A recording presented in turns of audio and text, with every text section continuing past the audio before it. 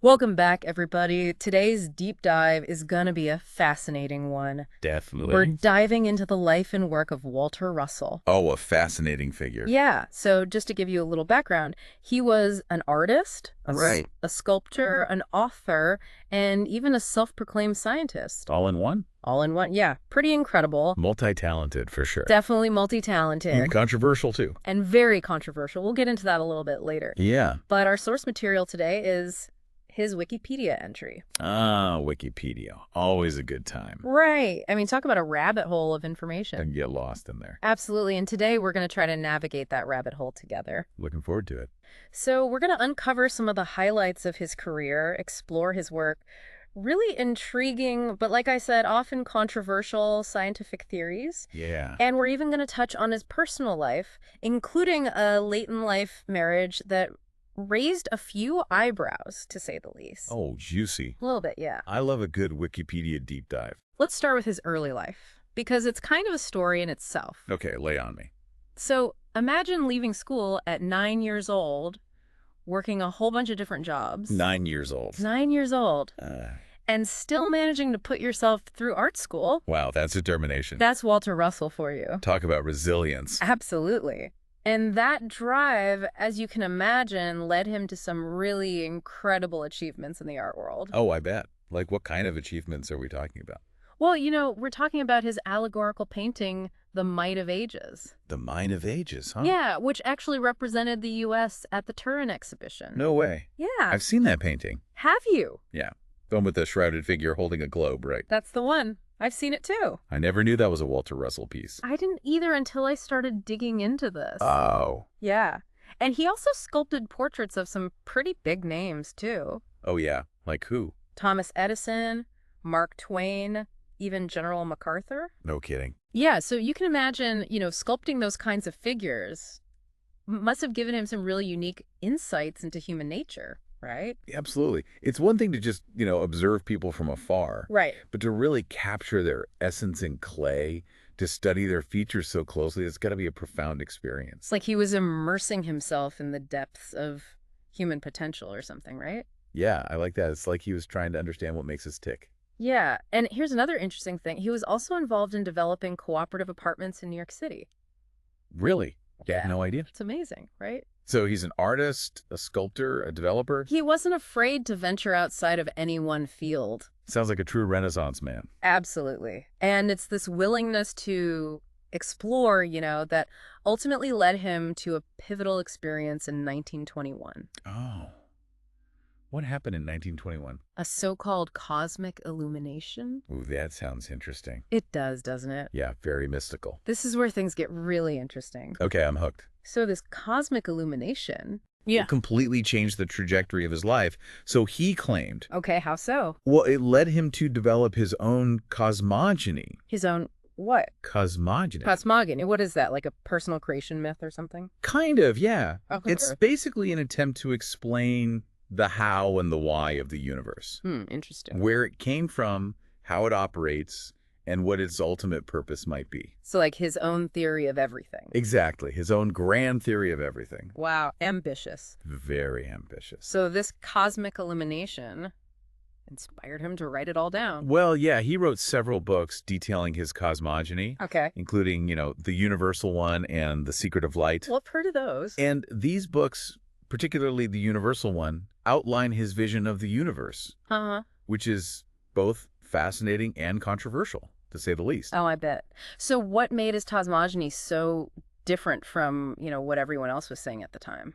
Well, it's important to understand that at its core, his cosmogony challenges the very foundation of how traditional science views the universe. Okay, so he wasn't just like adding on to existing theories. No. He was proposing something entirely different. He was proposing something entirely different. Nice move. Yeah, very bold. So what was so unique about it?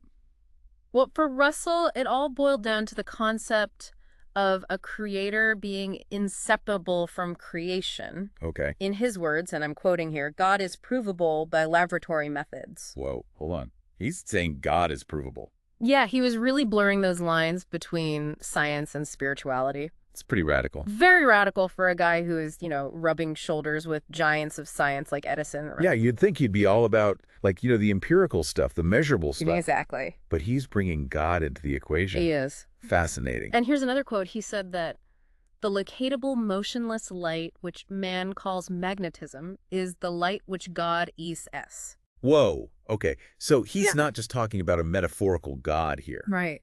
He's saying that the force we call magnetism is God. Yeah, and that's where he really departs from the generally accepted scientific view. Right, which tries to keep science and religion separate. Exactly. No. His cosmogony attempts to reconcile those seemingly separate realms. So in his view, the very essence of the universe is divine. Exactly. That's pretty radical stuff. It is pretty radical stuff. Especially for a guy like him. Right. So we've got this art prodigy turned self-proclaimed scientist with a radically different vision of the universe, all stemming from a mystical experience. I mean, where do we even go from here? Well, this is where Russell's life takes another unexpected turn. Oh, there's more? Oh, yeah. At the age of 77, he divorces his wife. 77. 77. Okay. And marries a much younger woman named Daisy Stebbing, who then takes the name Lau. Wow, talk about a plot twist. Right. A new wife, a new home, a whole new chapter in his life. What did they do with this fresh start? Well, they used it to further Russell's work, of course. Of course. What else would they do? Established the Walter Russell Foundation, Okay. which is a museum showcasing his art and scientific theories. Oh, cool. And they even started a correspondence school called the University of Science and Philosophy. Wow, they were really dedicated to spreading his ideas. They were. It's like they created their own little think tank way before think tanks were even a thing, Right. And it's during this period that they co-author a book called Atomic Suicide. Atomic Suicide. What a title. Right. A rather provocative title. Especially considering it was published in 1957 at the height of the Cold War. Exactly. Atomic Suicide. I mean, even the title sounds like a headline ripped from today's news. It does, does it? What were they writing about? Well, they were expressing their concerns about, the potential consequences of atomic energy. Okay. They felt that humanity was playing with a dangerous force and that we really needed to understand its true nature before it was too late. So they weren't just theorizing about the cosmos. They were engaging with, the very real anxieties of their time. Absolutely. And what's remarkable is that their message, this warning about the potential dangers of atomic energy, it resonates even more strongly today. It does. In a world where nuclear proliferation is still, a major concern. It is. Absolutely. Okay, so just to recap, we've got a man who excelled in art, delved into science, and even developed his own unique and, as we've said, somewhat controversial cosmogony. Right. And on top of all that, he and his wife actively spoke out against the dangers of atomic energy decades before it became a mainstream concern. A fascinating life, for sure. Walter Russell's life was anything but ordinary. Yeah, he was one of a kind. Where do we even begin to unpack all of this? That's a great question. One thing I keep coming back to is why his ideas, particularly this cosmogony, why do they continue to intrigue people even today? Yeah. What is it about his vision of a creator-centered universe that still resonates with some, despite, being largely rejected by mainstream science? What do you think? That's a good question. It's almost like there's something about his ideas that taps into, a deeper human need. Oh. Like a need for meaning, for connection, for a sense of something greater than ourselves. I like that. A yearning for something beyond the everyday. Exactly. Like you think, It really does. Yeah. It's fascinating. Even back in the 1930s, Russell was publicly disputing the findings of scientific giants like Newton and Kepler. Oh, yeah. He wasn't exactly shy about challenging the status quo, was he? It makes you wonder if maybe that's part of what draws people to his work. What do you mean? Like the sense that he was a true maverick, unafraid to think for himself. Yeah, there's definitely something to be said for that kind of intellectual independence. He wasn't bound by the conventional thinking of his time. And remember, this was a guy who was elected president of the Society of Arts and Sciences in 1927. Wait, seriously? So he wasn't just some fringe figure. Wrong. He was actually recognized by a prominent organization. Oh, yeah. Big time. He held that position for 7 years. Wow. Okay, so what was this society all about anyway? Well, they were right at the heart of what was known as the Science of Man movement. Okay. It was this group of intellectuals and artists who were really pushing the boundaries of traditional thought. exploring the intersection of science, philosophy, and spirituality. So Russell was rubbing shoulders with some of the leading thinkers of his day. Oh, absolutely. And his ideas were actually generating serious discussion. Oh, yeah, for sure. His presidency generated a ton of articles in the New York Times. He was a public figure, and his ideas, even the controversial ones, were capturing public attention. It makes you wonder, what was it about that time period that made people so open to these new, unconventional ways of thinking? Yeah, it's interesting. Maybe it was a reaction to all the rapid advancements in science and technology happening at the time. People were searching for meaning and connection in a world that felt increasingly complex and uncertain. Right, to kind of make sense of it all. Exactly. Yeah, perhaps. Yeah. Or maybe it was just this desire to reconcile the seemingly opposing forces of science and spirituality, to find a way to bridge the gap between the material Yeah. and the immaterial. Yeah. You're not just seeing the universe as this cold mechanical system, Right. but as something imbued with a deeper purpose, divine intelligence. It's interesting because when you think about it, Russell's cosmogony isn't that far removed from ancient wisdom traditions that also saw the universe as a living, breathing entity. That's a great point. There are definitely echoes of Eastern philosophies and mystical traditions in his work, and it's that blending of scientific inquiry with a more spiritual worldview that I think continues to intrigue people today. We're still grappling with those same questions about the nature of reality, the role of consciousness, the possibility of a deeper meaning behind it all. So it's like he was tapping into something fundamental about the human experience, this yearning to understand our place in the cosmos, to feel connected to something larger than ourselves. Exactly. And while his scientific claims might not have stood up to the scrutiny of mainstream science, his core message that we are part of this grand interconnected universe, a universe that is ultimately driven by love and creative intelligence, that's a message that continues to resonate, particularly in a world that can often feel fragmented and chaotic. Yeah, I get that. It's like we're hardwired to search for patterns, for meaning, even in the face of overwhelming complexity. Precisely. And figures like Walter Russell, who dared to offer a different perspective, a vision of a more harmonious and purposeful universe, they offer us a sense of hope, a possibility that there's more to reality than meets the eye.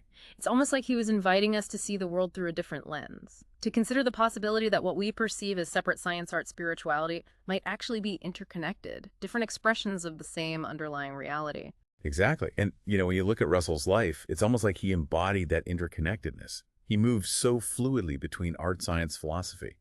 It's as if he saw these disciplines not as separate boxes, but as different facets of the same gem.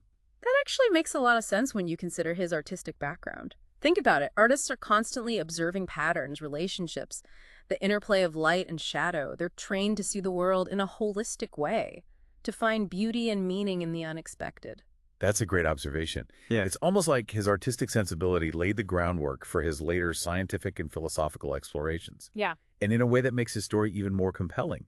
It suggests that there might be a deeper connection between art, science, and spirituality than we typically acknowledge. Yeah, it's like they're not mutually exclusive, Right. but rather complementary ways of knowing and experiencing the world. Precisely. And perhaps figures like Walter Russell, who dared to blur those lines, can offer us a new way of seeing the world, a more holistic and integrated perspective that embraces the full spectrum of human experience. I love that. So if we were to apply this to our own lives, what would that even look like? I mean, how can we cultivate this more integrated perspective, this blending of the scientific and the spiritual in a world that often feels so divided? Well, I think it starts with curiosity, a willingness to step outside of our comfort zones, to explore ideas that might initially seem foreign or even contradictory to our existing beliefs. It's about being open to the possibility that there's always more to learn, more to discover, and that the universe might hold mysteries that we haven't even begun to imagine. So it's about embracing that sense of wonder, that childlike curiosity that we often lose as we get older. Exactly. And it's about recognizing that knowledge is not a destination, but a journey. It's a process of continual exploration, of questioning, of challenging our own assumptions, and being willing to revise our understanding as we encounter new information and perspectives. That's a really powerful way to think about it. So instead of getting bogged down and trying to prove or disprove Russell's theories, maybe the real takeaway is to embrace the questions he raised, to use them as a springboard for our own exploration of the universe and our place within it. I couldn't have said it better myself. You know, it's funny, we started this deep dive talking about Russell's Wikipedia entry, but it feels like we've stumbled upon something much bigger here, something that transcends the man himself. I agree. It's like his life story is a doorway into a much larger conversation about the nature of knowledge, the limits of science, and the enduring human quest for meaning and purpose. It's incredible how one person's life can spark such a wide-ranging exploration. And it all started with the simple question: why do his ideas still resonate today? It's amazing how a single question can lead you down such unexpected paths. It is. And that, I think, is the beauty of the deep dive. It's not just about acquiring information, but about exploring the connections, the contradictions, and the unanswered questions that make a topic truly fascinating. It's about asking why and seeing where that question leads you. Okay, so we've talked about his artistic achievements, his controversial scientific theories, his personal life, and the enduring fascination with his work. But there's one more piece of the puzzle we haven't really explored yet: his book, Atomic Suicide. We touched on it earlier, but I think it deserves a closer look. You're absolutely right. It's a fascinating and timely work that speaks volumes about Russell's worldview and his concerns about the direction humanity was heading in, and I think it offers some valuable insights for us today, especially as we continue to grapple with the potential consequences of our technological advancements. Let's dive in. So, Atomic Suicide. Just the title alone is pretty provocative. Yeah. What was it about atomic energy that concerned Russell and Lau so much? Well, it wasn't just about the obvious dangers of nuclear weapons, though that was definitely a big part of it. Their concern went much deeper. They actually believed that humanity's understanding of atomic energy was fundamentally flawed, Okay. and that this misunderstanding could have catastrophic consequences. Okay, so they weren't just anti-nuclear activists. They were questioning the very science behind atomic energy. Exactly. They argued that instead of trying to harness this destructive power of the atom, we should be focusing on understanding and utilizing its creative potential. Oh, okay. Remember, at the heart of Russell's cosmogony was this idea of a universe driven by love and creative intelligence. Uh-huh. Well, he believed that this same creative force was at work within the atom itself. So they saw the atom as like a microcosm of the universe. Exactly. And they believed that by tapping into this creative force, we could unlock a whole new source of energy. An energy that was not only clean and sustainable, but also inherently life-giving. That's a pretty radical idea, Wow. especially for the 1950s. Were they suggesting any specific technologies or methods for harnessing this creative energy? Well, they did delve into some technical concepts, but their main focus was really on shifting our understanding of the atom. Seeing it not as a weapon to be feared, but as a source of limitless potential. They believed that this shift in perspective was essential for the future of humanity. It's almost like they were calling for a paradigm shift. Yes. Not just in science, but in our entire way of thinking about energy and our relationship to the natural world. Precisely. And what's striking is that their message feels even more relevant today. It does. In a world facing this urgent need for sustainable energy solutions. Right. And grappling with the long-term consequences of our reliance on fossil fuels. Yeah, it's like they were ahead of their time in a way, Yeah. anticipating the challenges that we're facing now. But I have to admit, it's hard to reconcile their ideas with the reality of how atomic energy has actually been used, Yeah. both for destructive and peaceful purposes. I understand that. It's a complex issue with no easy answers. But I think what Russell and Lau are trying to do is challenge us to think differently, to consider the possibility that there might be alternative paths, alternative ways of understanding and utilizing the forces of nature. So maybe the takeaway isn't necessarily to take their ideas literally, Right. but to embrace their spirit of inquiry, their willingness to question assumptions and explore alternative possibilities. Exactly. It's about cultivating that same sense of wonder and curiosity that we talked about earlier, that openness to new ideas, even if they seem radical or unconventional at first. It makes you wonder what Russell would make of the world today with all our technological advancements and the challenges that we're facing. It's hard to say for sure, but I imagine he'd still be pushing us to think bigger, to consider the ethical implications of our actions, and to always strive for a deeper understanding of the universe and our place within it. It's funny, we started this deep dive with just a simple Wikipedia entry. Yeah. And it's led us to such a rich and thought-provoking conversation Yes. about art science, spirituality, the future of humanity. It's amazing how one person's life can open up so many avenues of exploration, isn't it? And that, I think, is the true power of the deep dive. It's about more than just gathering information. It's about connecting ideas, challenging assumptions, and sparking new ways of seeing the world. Beautifully said. And for all our listeners out there, we hope this deep dive into the life and work of Walter Russell has left you with some food for thought, some questions to ponder, and maybe even a spark of inspiration to embark on your own deep dives into the unknown. Remember, the universe is full of mysteries waiting to be uncovered. And sometimes the most unconventional ideas can lead to the most profound insights. Until next time, keep exploring, keep questioning, and keep diving deep.